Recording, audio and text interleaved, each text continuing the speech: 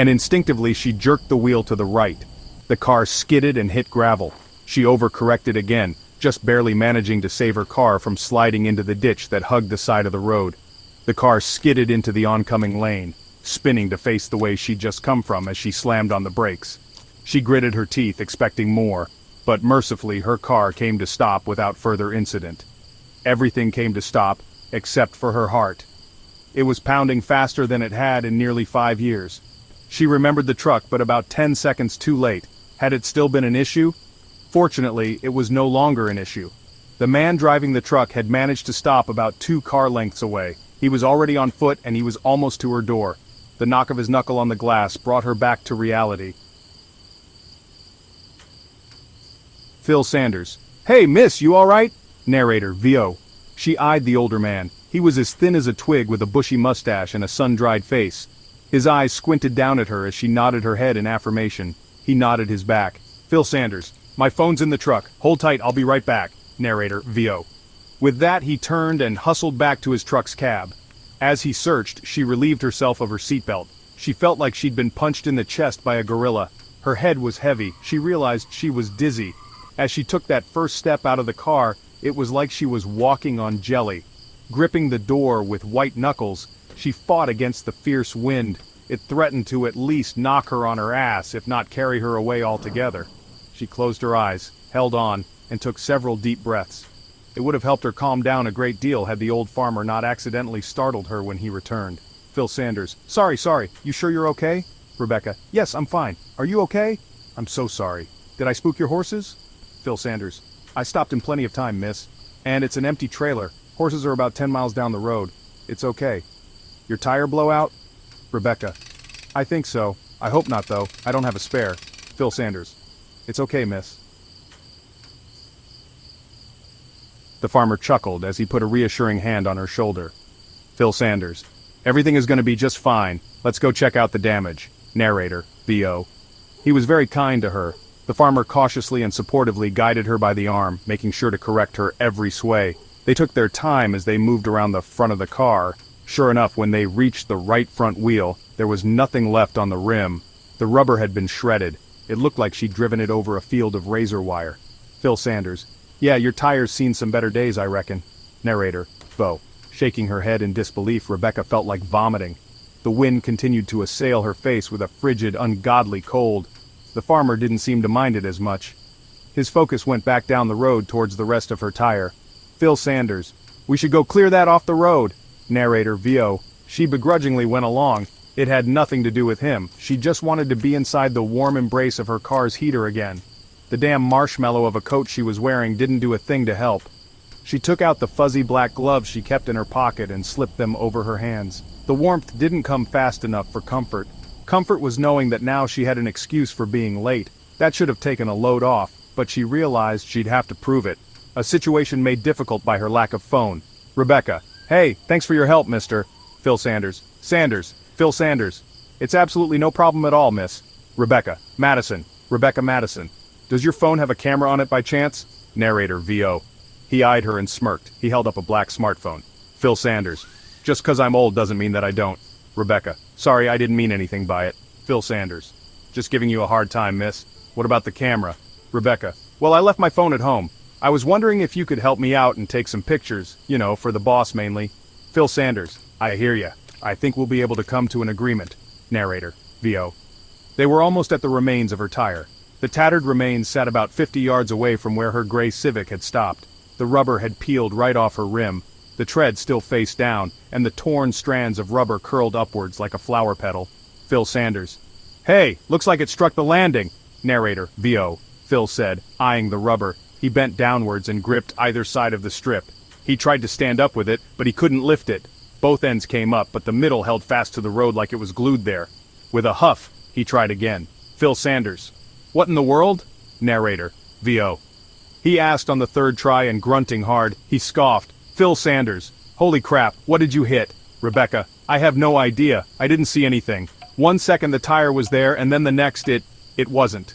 Narrator, VO. She hesitated on the last word as Phil tried for the 4th time because she saw something under the rubber. She only got a peek, but she could see that it was red.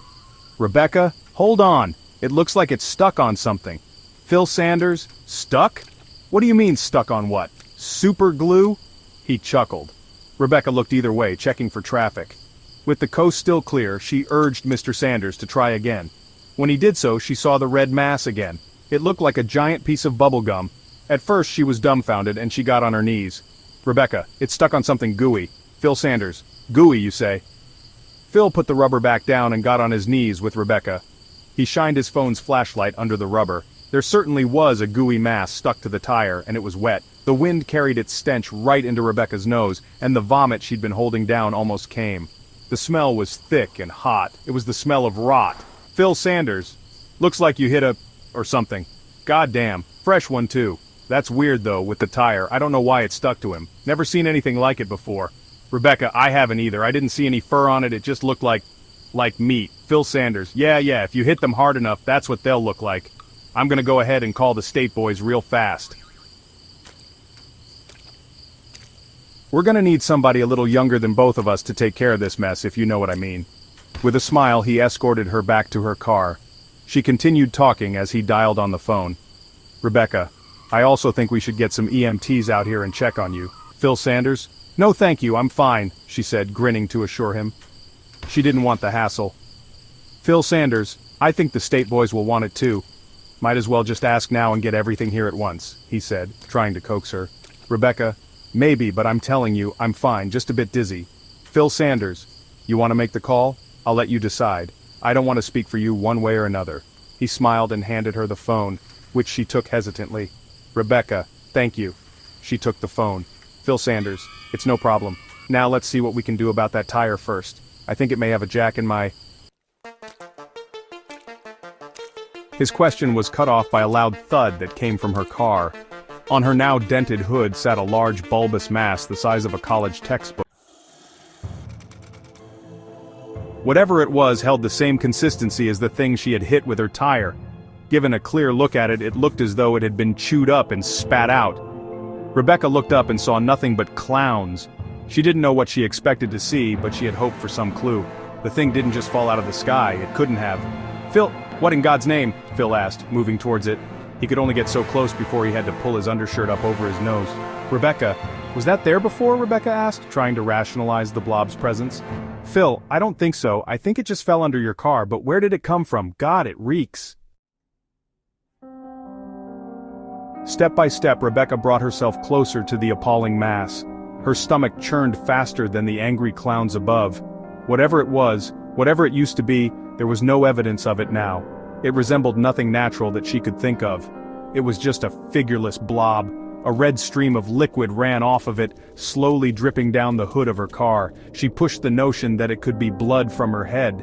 Blood from what? That wasn't meat, was it? The only part that wasn't blood red stuck out of the top like a spine. It was small, white, and whereas the rest of the mass seemed soft to the touch, this part was obviously solid. When she got closer, Rebecca saw that it split into two white prongs. Rebecca took a step back when her mind gave the protrusion a name. "Rebecca, is that a tooth?" she asked, even though she was confident in her assessment. She didn't know what the blob was, but the protrusion was very obviously the root of a tooth, possibly a human tooth. Phil didn't have a chance to answer before Rebecca finally let loose her stomach on the black asphalt. She proceeded to collapse beside it, her head spinning and pounding. "Phil! It can't be! That's not..." There was another thud. This time, however, it came from the fields. It was accompanied by a sickening crunch. Rebecca didn't want to see it, but she did. Dense stalks were flung into the air above it. Then, before the stalks settled, another blob dropped beside it. Amongst the husks of corn, pieces of corn stalk stuck to its sides and held fast. The mass rolled and jiggled, recovering from the force of the impact. More followed. Another piece fell behind them. This time, it struck nearly 200 yards from the road. Before that one had even settled, another one hit the road behind Phil's truck. Rebecca had watched as that piece fell straight down from the sky above. No arch. It hadn't been chucked, it had been dropped. Another piece reached the row of barren trees beyond the fields to her left. The weight of the blob snapped the higher branches. She couldn't see where it landed, if it had landed at all. One struck the top of the silo, causing it to ring loudly. The sound echoed inside the structure. The piece stayed there, holding to the top of the silo's dome with ease. It had stuck like glue. Rebecca looked up to the sky overhead as the clouds swirled and fought. The blobs fell from somewhere beyond them. They started as black ink drops against the gray skyline, but as they plummeted they took on color and grew into the disgusting blobs that now littered the landscape all around them. The drops came faster and faster. The horror of it all struck Rebecca as a piece fell not 1 yard from her hand. A warm red liquid splattered across her face. Rebecca, the sky was raining flesh.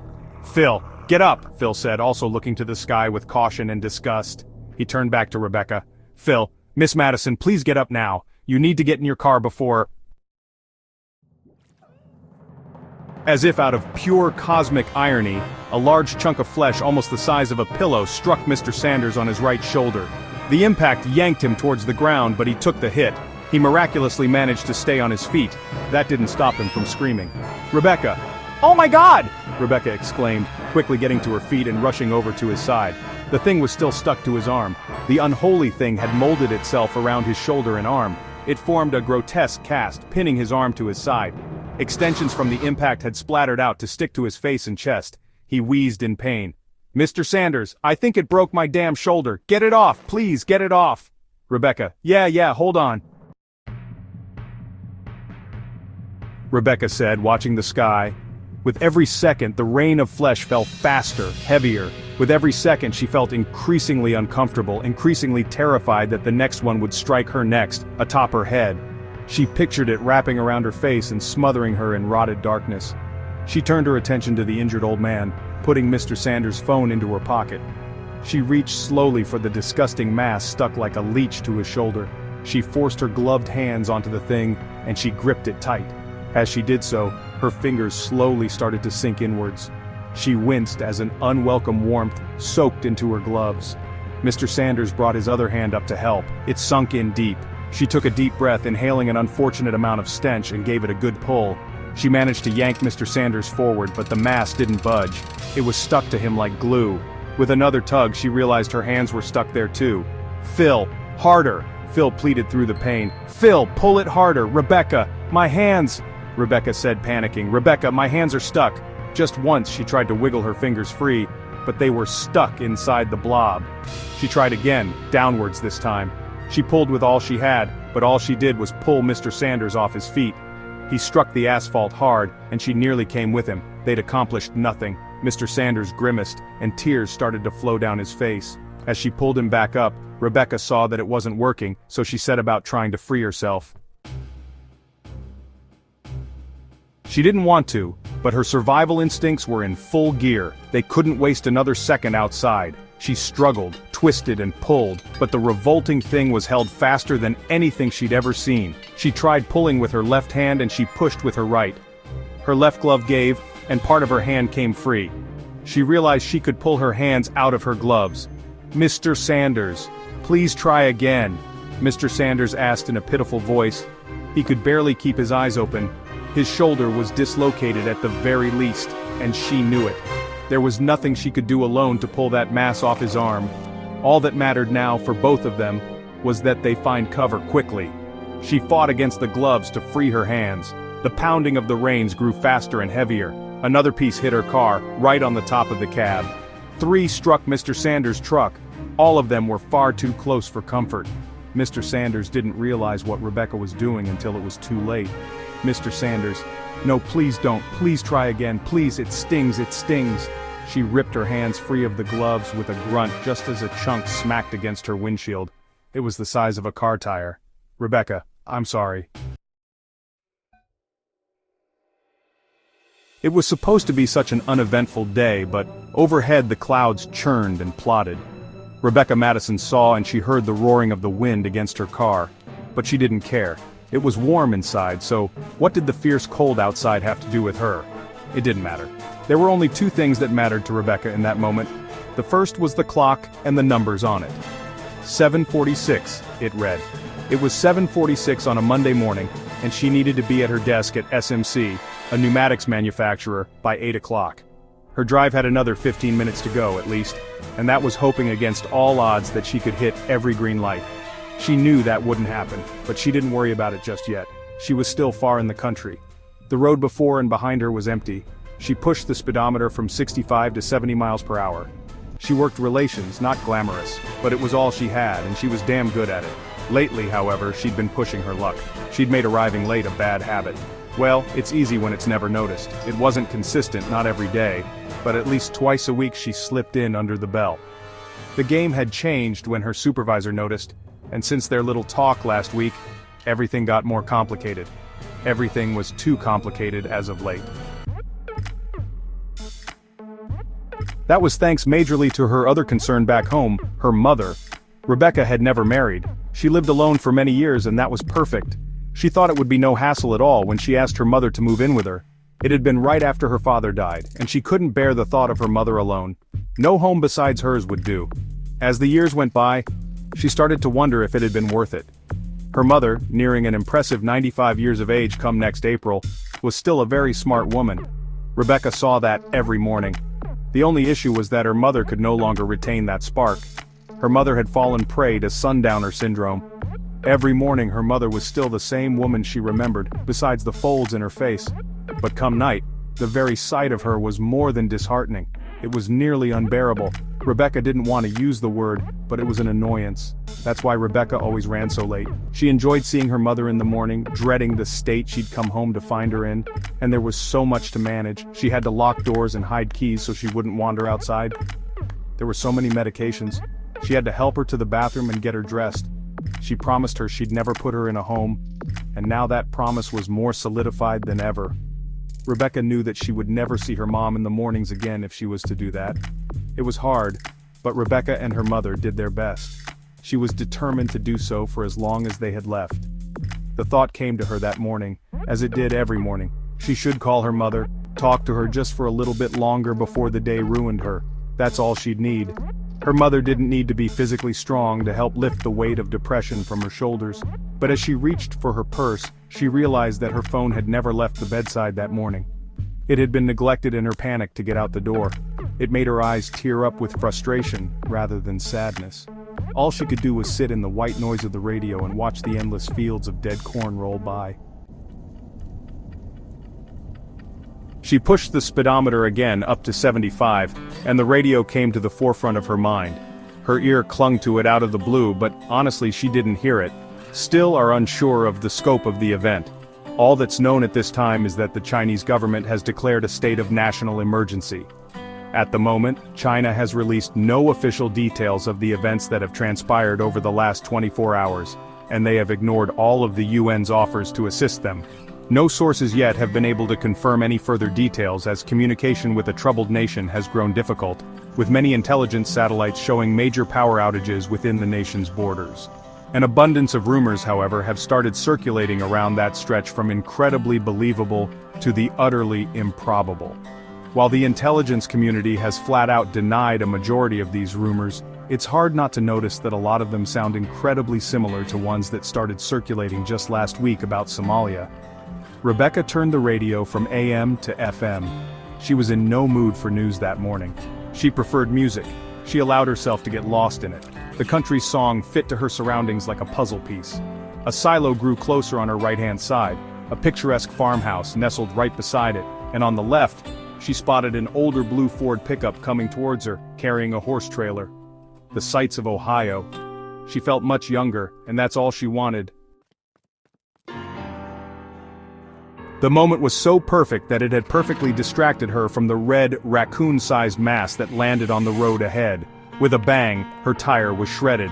Only once before had Rebecca felt a tire blow, and she'd been 7 at the time, her father at the wheel. She remembered how calmly he'd handled it. He gritted his teeth and wheeled the truck to stay on the road. He'd tensed up, but he'd handled it expertly.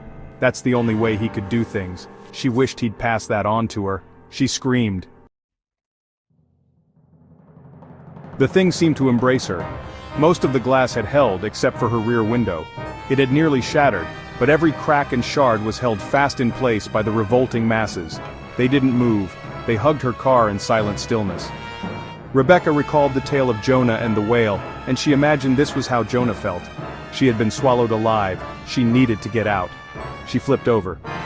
She hesitated to reach for the door handle. She didn't want to get any closer to those things than she needed to.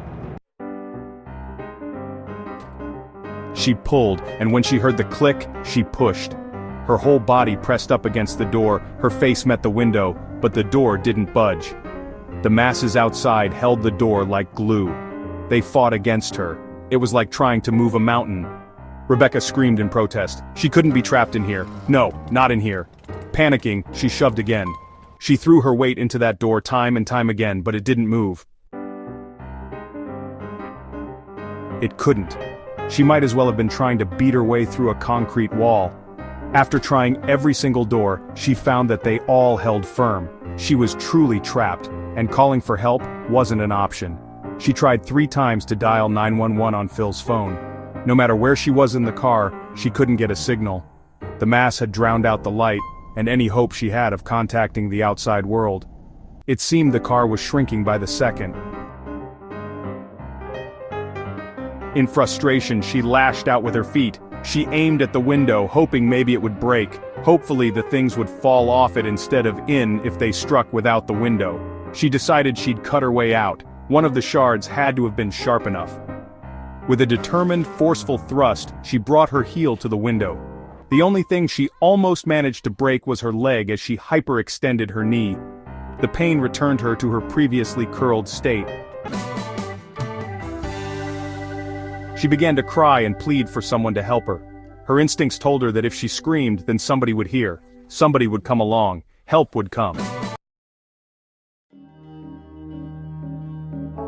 The rain of flesh. There's nothing I can do right now. We need to get to cover. Get back to your truck, stay there until this is over. She didn't hesitate to turn around and open her door, but Mr. Sanders could only stumble backwards. With a limp, he started to pull himself towards his truck, groaning. He watched the sky through his watery eyes. Scared, Rebecca slammed her door shut, just as another pounding thud came from the roof. She yelped and fumbled for her keys.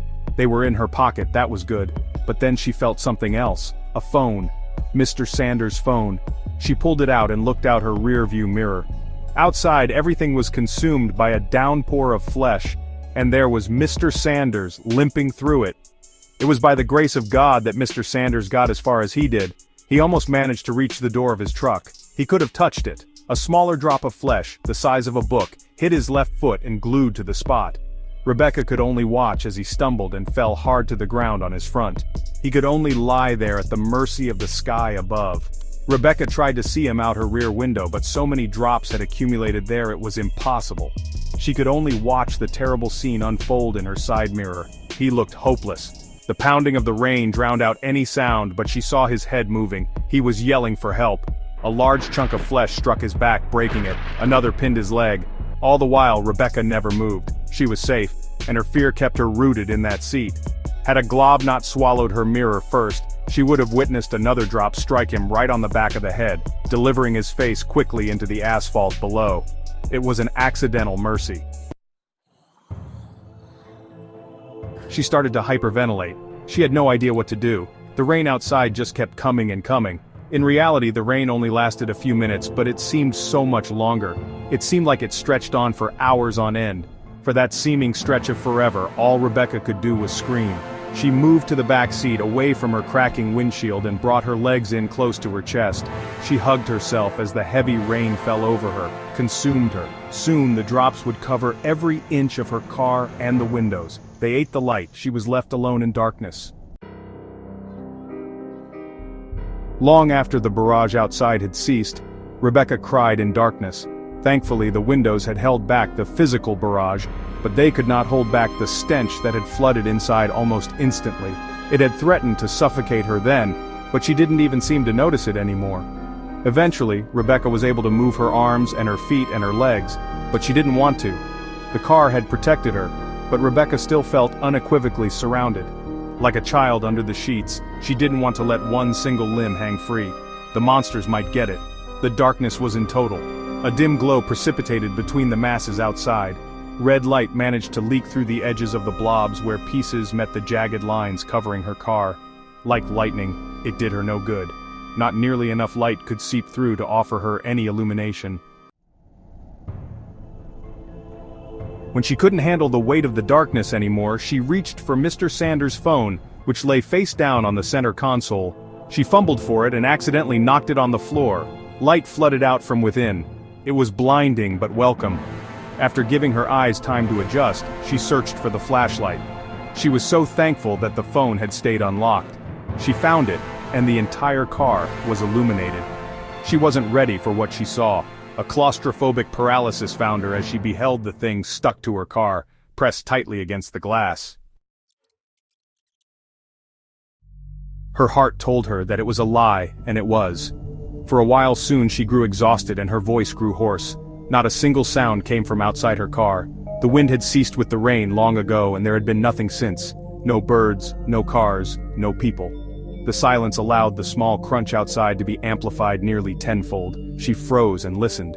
She thought it had to be her imagination. But as another crunch came and then another, she realized it was real. It was like the sound of someone stepping on dry leaves. Something was definitely moving outside. The crunching approached her car and she heard him speak. "Man, OS, hello?"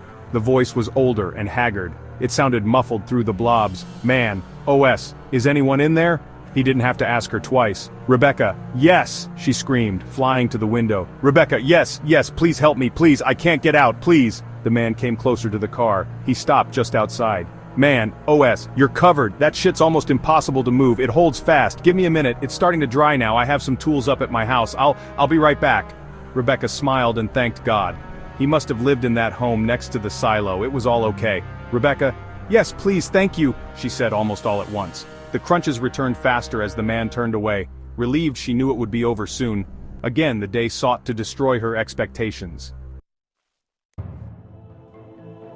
Then the crunching stopped. Rebecca put her ear to the window trying to listen. The glass was uncomfortably warm against her face. There was nothing but the roar of her own blood in her ears, then a moan. The moan continued for several seconds before it evolved into a short gag, a gasp. Something had happened to the man. He must have only been 4 or 5 yards from the car. He cursed and grunted. There was a louder crunch that was followed by silence. That silent moment hung on the air and Rebecca pushed harder against the window. She whispered a single hello under her breath. Then the moment was shattered by his scream. Rebecca pulled her face from the window as if she'd been burned. "What?" she asked, panicked. "What happened? Are you okay? Hey, are you okay?" She was clueless. Had the man fallen? Maybe he'd rolled his ankle and fallen, but could that cause him so much pain? His scream was primal, like a wounded animal, and it ended for a moment. It was just long enough for the man to take a quick breath, and then he continued the yell, increasing in volume and pitch. "What?" she pleaded. "What is it? Please tell me, are you okay?" "Talk to me!" He did in a raspy, shrill and pained voice. "Stay in the car." It sounded like he choked on the last syllable as a ghastly gurgled yell came from his lips. Through his pained cries, Rebecca could only make out so much of what happened next. "Stay. Growing. I feel it. Don't out of that car. Oh God, no." Then, unexpectedly and instantly the screaming ceased. The silence returned and Rebecca shook. Her mind raced and her breathing came in short, fast gasps. Tears warmed her face. No, she couldn't let him leave her. She wouldn't be alone again. "Hey, get up! What's happening, sir? Sir?" With a determined fury, she brought her hand and the butt of her phone to the window pane. That's when it moved. Almost in perfect sync with her motion, one of the blobs that had embraced her window stirred. The light showed her every gruesome second. The movement was small. A tiny half-dollar size section on the bottom split in two and peeled itself apart. It was unexpected enough to send Rebecca stumbling backwards. It startled her, then revolted her. The small section that split open revealed a new structure below it. Small, round and moving, Rebecca realized she was looking at an eyeball, a seemingly human eyeball.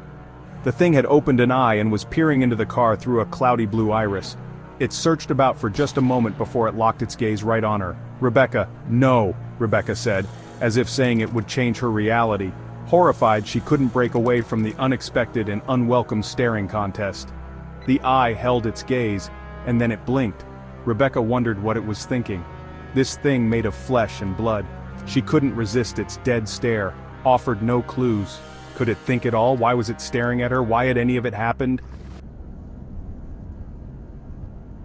Then out of the corner of her eye and at the farthest edge of the light's reach, she saw it. Another eye had emerged from beneath the pulpy masses. When she shined the light on it, she saw that it too was looking directly at her. It didn't seem possible that it could see her. Once brown, the cornea now wore a red gash across its surface straight through its pupil. Despite that injury, however, it followed her perfectly no matter where in the car she moved. Both of the eyes followed her. Before long, they were everywhere. Every single piece of flesh that had fallen from the sky and struck to her car eventually opened an eye, a singular eye, and they all stared down at her. She no longer felt alone. Instead, she felt like a trapped animal, a fox in a trap. The hunters didn't need to make a move, they only needed to watch and wait. She was their prey. Rebecca dropped the phone, and the light died. The car was cast into near total darkness once more. The darkness might have been comforting had she not been so perfectly sure that those eyes still watched her. She knew the darkness couldn't protect her. How much time passed inside that car, Rebecca wasn't sure. If she had blacked out, or if time had simply passed her by. But when she regained some semblance of sanity, it was late in the afternoon. The phone, its battery now at a measly 15%, showed the time was 4:55. Rebecca should have been home, but instead she was lost, trapped. She needed to be with her mother. It may have been that realization that brought motion back to Rebecca's body. From seat to seat and corner to corner she scrambled. The phone's energy fell. The clock ticked, but the bars wouldn't return. She couldn't find a goddamn signal. Cautiously, she tilted the screen of her phone to the window. Some light reflected off, but just enough was able to illuminate some of the flesh beyond. To her relief, the eyes were closed. She made sure to check all of them. Part of her wondered if the eyes had simply been a product of her paranoia. The blobs had reverted to being shapeless, featureless masses, and that was better. With luck, those eyes had never existed at all. She wondered if that man outside had been real. Ever since she'd let the darkness retake her, not a single sound besides her own breathing had come along. The unnatural, deathly silence had been heavier than the shadows around her. She still was utterly clueless to what had happened outside, and what the world looked like. How widespread was the rain? Help still hadn't reached her yet, and she was doubtful it ever would. Maybe she had been quarantined. Surprisingly, she found that idea reassuring. In that case, it meant that at least people were still out there and she'd be taken care of eventually. The alternative was far worse. Was it even possible the rain was a widespread epidemic? Had it covered the whole country, the world? Rebecca shivered as she remembered China. Something had happened in China and Somalia. Had the rain hit there too? She cursed herself for turning the radio off. Was she alone, really and truly alone? She'd hoped people were still outside, but what if they'd all suffered as that stranger had? Maybe the car had protected her, her savior and her captor.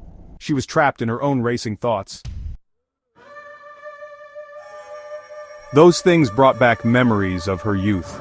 Specifically, she recalled the day her dad hit that poor cat. They were in their old F-150 and the sun was so bright.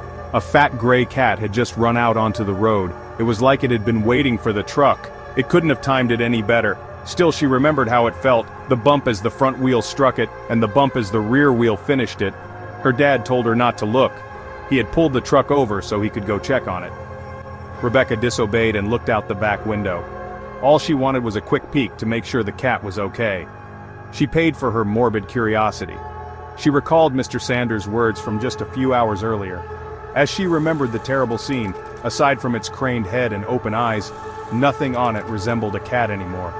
They'd hit it so hard that it was more red than gray. It was no longer an animal, just meat. You hit them hard enough, that's what they'll look like. They were all meat, so that's what they had to be. Flesh.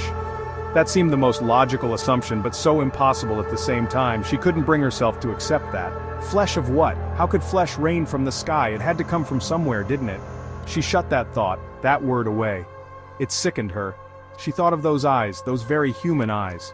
Another thought came into being. It took hold like a cancer in her head. The question came, had those things once perhaps been people? No, they weren't. It was too much. That was so much death, so much flesh. It was impossible in every sense and every meaning. Where would they get all those people? It had to have been millions and millions of people murdered. There are millions in China, she thought. Maybe something worse than rain happened in China. No, she told herself, stop it. Her thoughts obeyed, trailing off like a bad note. It didn't matter now, she hadn't paid attention, she'd been worried about her own problems. What good did it do her to wonder? Who cares where they came from? Who cares if they're people? She gagged. All that she needed to do was escape. Her mother still needed her. Sweat rolled down her face. The temperature had to be only 30 degrees Fahrenheit outside, yet the car was steadily heating up. Those things were doing it. She was sure they were warm, and the warmth they emitted was conducted directly into the car. Shedding her coat and sweater, she fanned herself with her white, sweat-soaked undershirt. Rebecca wondered how long it would take for them to cook her alive if that was possible. Death by rank flesh heat, as she decided to call it, wasn't an option for her. Placing the phone on the center console, she moved to the driver's seat. She didn't like it. Those pulpous things were far too close when she sat there. But if she let herself roast any longer, she wouldn't get to live to regret it. Back at the wheel, she couldn't help but think about driving away. It wasn't a possibility, just a fantasy. With those blobs, the packed windshield blocked her sight. And instinctively she jerked the wheel to the right. The car skidded and hit gravel. She overcorrected again, just barely managing to save her car from sliding into the ditch that hugged the side of the road. The car skidded into the oncoming lane, spinning to face the way she'd just come from as she slammed on the brakes. She gritted her teeth, expecting more, but mercifully her car came to stop without further incident. Everything came to stop, except for her heart. It was pounding faster than it had in nearly 5 years. She remembered the truck, but about 10 seconds too late. Had it still been an issue? Fortunately, it was no longer an issue. The man driving the truck had managed to stop about 2 car lengths away. He was already on foot and he was almost to her door. The knock of his knuckle on the glass brought her back to reality. Phil Sanders. "Hey, miss, you alright?" Narrator, VO. She eyed the older man. He was as thin as a twig with a bushy mustache and a sun-dried face. His eyes squinted down at her as she nodded her head in affirmation. He nodded his back. "Phil Sanders. My phone's in the truck. Hold tight, I'll be right back." Narrator, VO. With that, he turned and hustled back to his truck's cab. As he searched, she relieved herself of her seatbelt. She felt like she'd been punched in the chest by a gorilla. Her head was heavy. She realized she was dizzy. As she took that first step out of the car, it was like she was walking on jelly. Gripping the door with white knuckles, she fought against the fierce wind. It threatened to at least knock her on her ass, if not carry her away altogether. She closed her eyes, held on, and took several deep breaths. It would have helped her calm down a great deal had the old farmer not accidentally startled her when he returned. Phil Sanders. Sorry, you sure you're okay? Rebecca. Yes, I'm fine. Are you okay? I'm so sorry.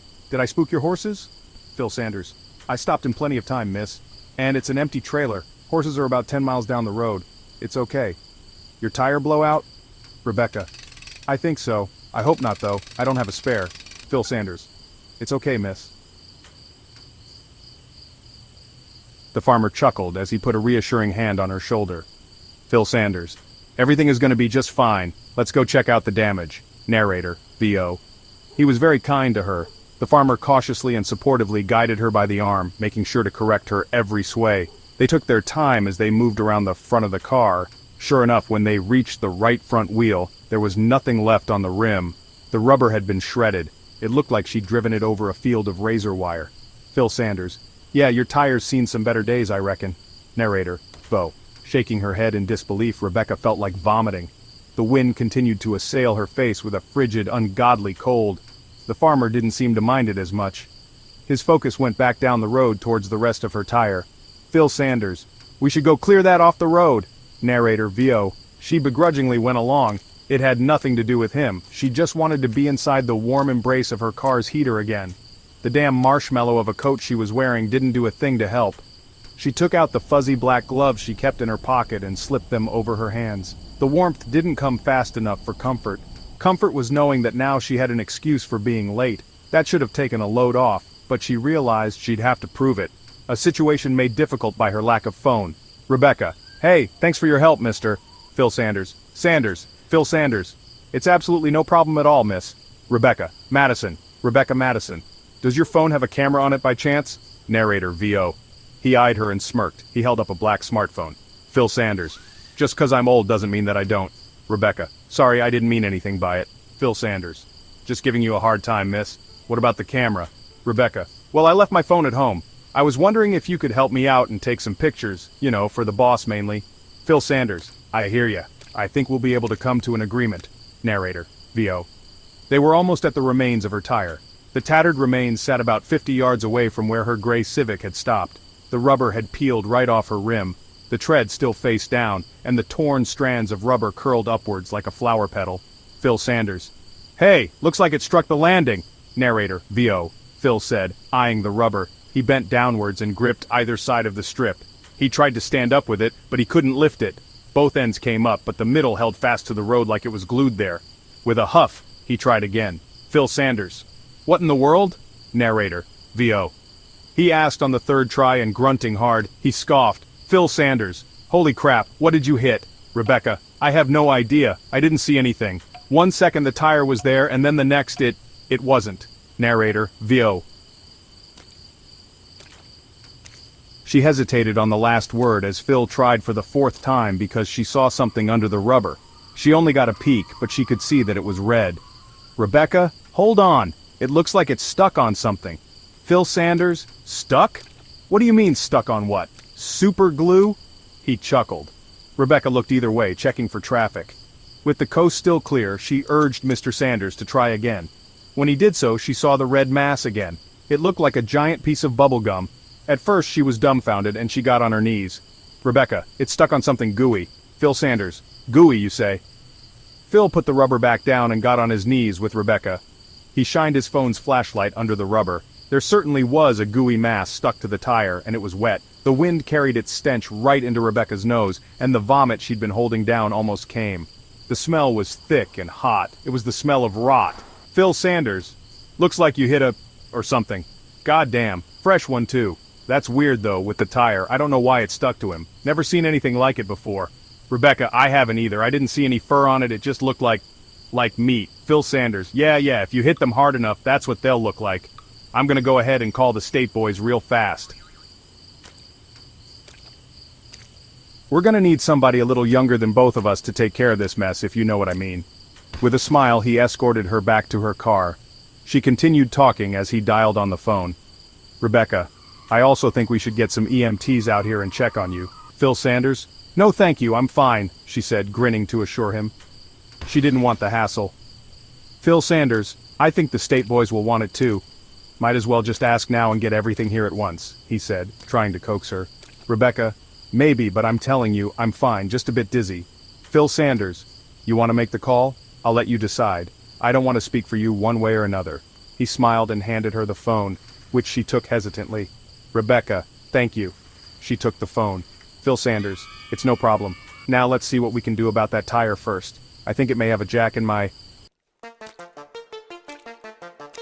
His question was cut off by a loud thud that came from her car. On her now dented hood sat a large bulbous mass the size of a college textbook.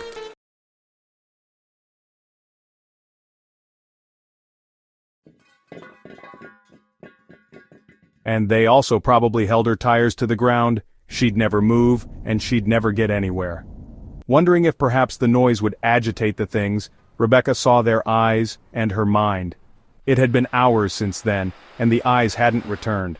Assured that if they wanted to hurt her, they would have done so already, Rebecca started the car. The engine turned twice and started. More heat leaked out from the vents in moist, heavy waves. She gagged as the fresh stench overloaded her nose. It would take a moment for the AC to turn on. The radio was as silent as she knew it would be. While she waited, she tried out of curiosity to drive. Switching into gear, she eased down onto the gas pedal. The engine picked up in pitch, but the wheels did nothing but flinch. It felt as though she was trying to drive over a curb. She fed it more gas as she figured the car wouldn't move an inch. She cursed the damn wheels and her damn life. A groan came from above her. It wasn't guttural. It wasn't those things. It was her car. The roof of her car was caving in. Something was pressing down on it. On the windows, she saw them twitch. The masses were moving now, reacting. It was the car. It had to have been. She'd accidentally woken them up. Cursing her careless mistake, Rebecca yanked the keys from the console. The car fell silent, but the things kept moving. They struggled against each other, wiggling back and forth in their confined spaces. Perhaps they were searching. Rebecca held her breath, and she waited. Their motion had started to rock the car from side to side.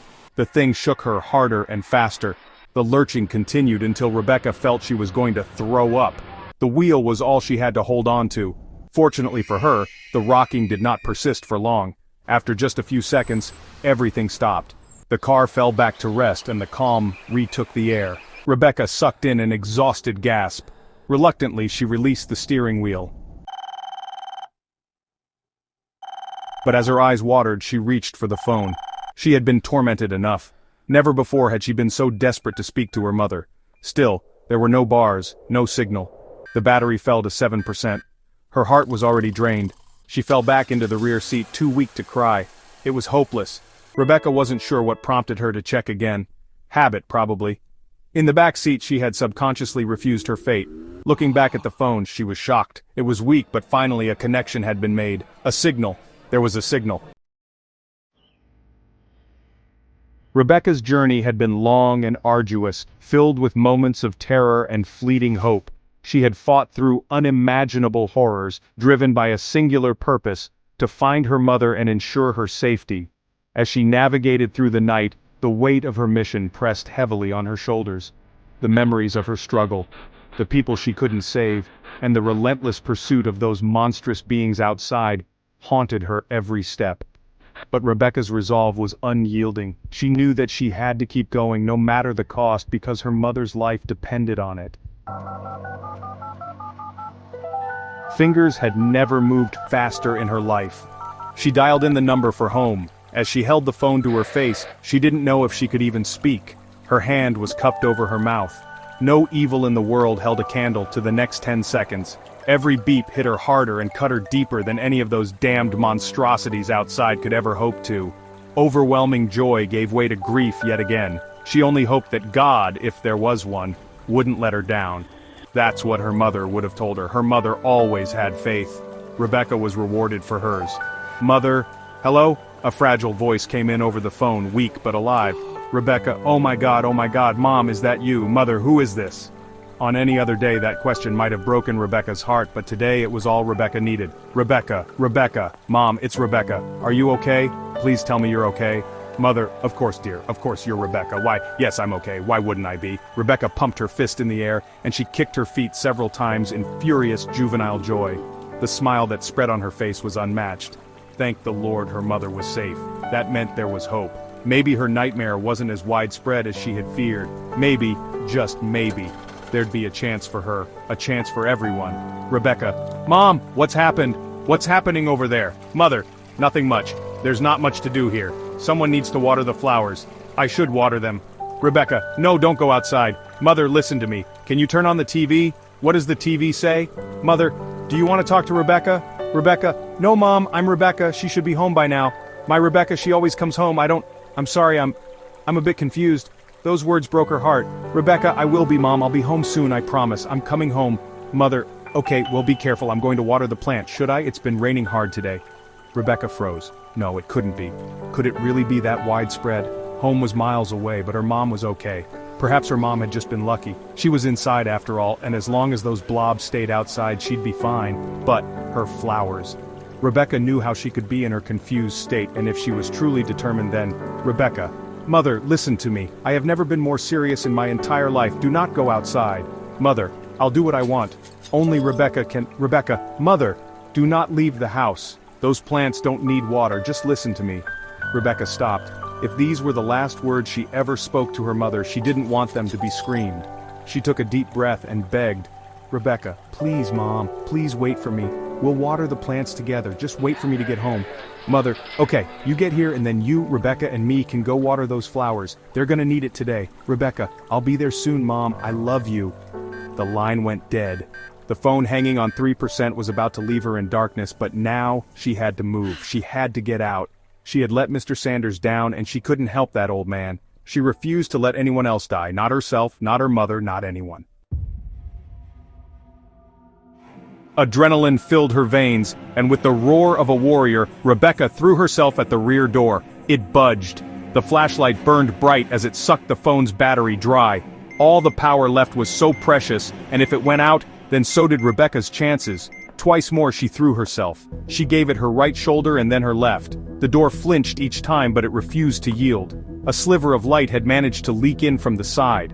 Both of her shoulders protested against another blow, so she lay on her back, and with her feet she kicked and kicked. The battery fell to 2%. Her feet ached, especially her right ankle as she felt her pain from earlier return in force.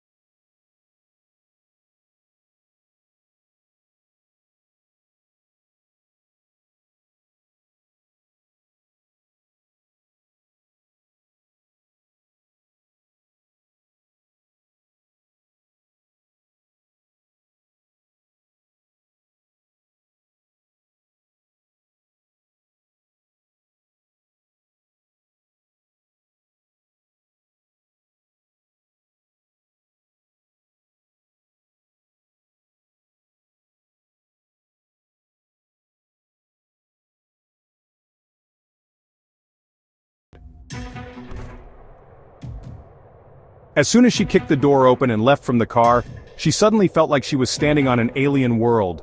There was a loud crunch when her boots hit the ground. It felt like she was standing on well-packed snow. Those things covered every square inch below her feet. In fact, they stretched on as far as she could see all around. From horizon to horizon, the blobs dominated the landscape. It invoked thoughts of Mars in her head as there was no green to be seen anymore. The color red stretched beyond her sight, seemingly into infinity. The land was rugged and all the trees that she'd seen earlier along the sides of the field were gone. The only major protrusions on the rugged landscape were where the solidified shells around the houses and cars still stood. They looked like they had scabbed over. Most had remained upright. They spotted the landscape in every direction. The old man's house still stood. The overhang of his porch had sheltered his front door from their barrage. The now dried, hardened creatures seemed to form a cave around it. It was a relief to see that they hadn't reached everything. The silo had fallen. The pieces lay in a messy heap beside the house. The combined weight of the things must have proved too much for it. Rebecca hoped that her house had helped better. When she caught sight of the old man, she couldn't help herself. She shrieked. The old man was frozen on one knee, halfway between her car and Mr. Sanders' truck. He must have been going to check on him the same as he had for her when the things got him. She saw it enter through his pant leg. A bundle of tendrils very similar to the ones that invaded her car snuck up his pant leg. Down at his ankles where his skin was exposed, one had seemingly burrowed into his flesh. She followed the tendrils up like a snake. They coiled up his leg. They had crawled along his body, and she thought she could see the tendrils branch apart under his clothes. They snaked around his body, but they all ended before they reached his neck. Blood soaked through parts of his blue button-up shirt. The worst part, though, was his head. It was forced back, held in place, and the mouth was open. Sprouting from it, several dozen vein-like stems that ended in red, plant-like petals rose towards the sky. Liquid circulated inside them, as if pumped in by the man's heart. The grotesque growths wouldn't have terrified her as much had it not been for the man's eyes. They were still open, and they were looking right at her. Then came a single labored breath. He was still alive. She heaved, but her stomach offered nothing to expel. By the old man's feet, she saw a bulge in the ground and another bundle of macabre flowers protruding from within. Rebecca knew they marked Mr. Sanders' grave, if she could even call it that. Was he too still alive under there? Was that even possible? She prayed for mercy and for Mr. Sanders' forgiveness. She knew she didn't deserve it. No, she couldn't have imagined this, not in her worst nightmares. Whatever those things were had grown into the man, through him. She let another shriek loose as she saw his stomach twitch.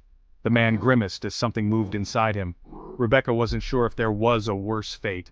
The old man, his eyes wide with fear, gestured down. It took several motions of his eyes for her to even catch it, but once she noticed, she followed his gaze down. Rebecca hadn't noticed them before, but little fibrous structures stuck out of the blobs. Each one was several inches tall. They looked like red ferns. A similar one was wrapped around the old man's ankle. Looking at her own feet, she noticed she'd stepped on one.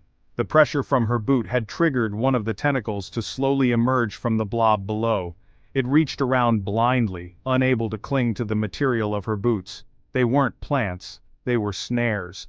She nodded to the man and she thanked him. He didn't need to tell her for her to understand that it was imperative that she not let those extensions, those blood ferns, touch her skin.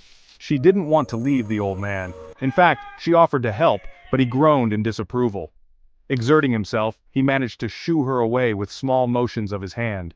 Through his stuffed throat, he tried to speak, but no words came. Rebecca knew it was too late, so she went to his house, again forced to leave someone behind.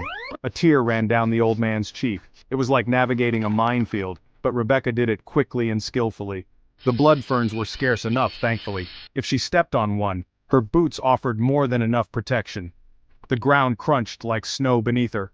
When she stepped on something new, it caught her ear. The crunch she heard wasn't light like snow, but heavy like glass. Lifting her boot, she saw it embedded in the mass. Desensitization kept her moving despite the appalling discovery. Beneath her foot, there was no mistaking it anymore. She knew she had been right. She had stepped on a watch. Through the cavernous maw of the blobs, she made it onto the porch, and she found the door unlocked. The house was abandoned as far as she could tell. She called several times to check, but no one responded. That made her incredibly thankful. She was still alone, sure, but she didn't want anyone in that house to see what had happened to the old man. There was a picture frame hung askew on the wall. In it, the old man stood with his family. He was about 5 years younger in it, and his wife and 3 grown sons smiled with him. The eldest son sat a toddler on his knee. He would probably only be about 8 now. She dreaded to even imagine. It was a stroke of luck that the keys were on the counter, and an even bigger stroke of luck that the garage door had been left open. Inside sat a '98 Chevy with battered red paint. Rebecca looked at the path before her. The truck would hopefully do. If those things couldn't stop her boots anymore, they sure as hell weren't going to stop a truck. They were dry, and that meant they could be easily navigated, hopefully. She hesitated getting into the truck. She imagined, dreaded the idea that the rains would return. They would fall, and again she'd be trapped. This time she'd be without help, and without hope. With a single calming breath, she pulled the door open and took her seat.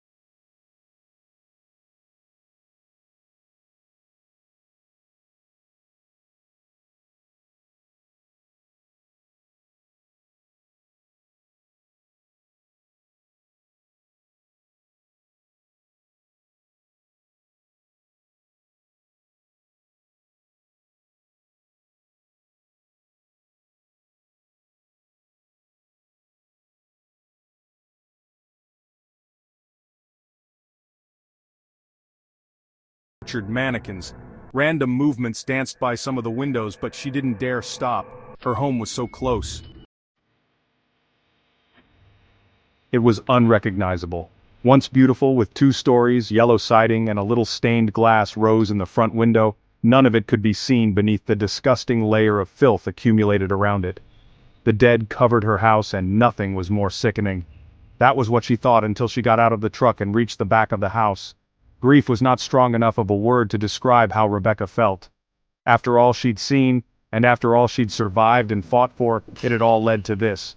There was only so much that she could have done. The fates had been cruel that day. Her mother was on her knees, a full water pitcher in hand. Her old eyes found Rebecca. They were green and still so bright. The vines hadn't taken hold completely, but Rebecca could see them moving. Only once in that moment was she ever thankful for her mother's condition. Rebecca was glad she probably couldn't comprehend what was happening to her. She didn't seem to be in any pain. With the last energy of a beaten and broken woman, Rebecca fell into her mother's arms and hugged her. Her mother surprised her for one last time. "Mother, I love you." It was all Rebecca needed. "Rebecca, I love you too. Mother, you're right. I don't think the plants even need this water." Rebecca managed a final laugh as the infection took hold. Music.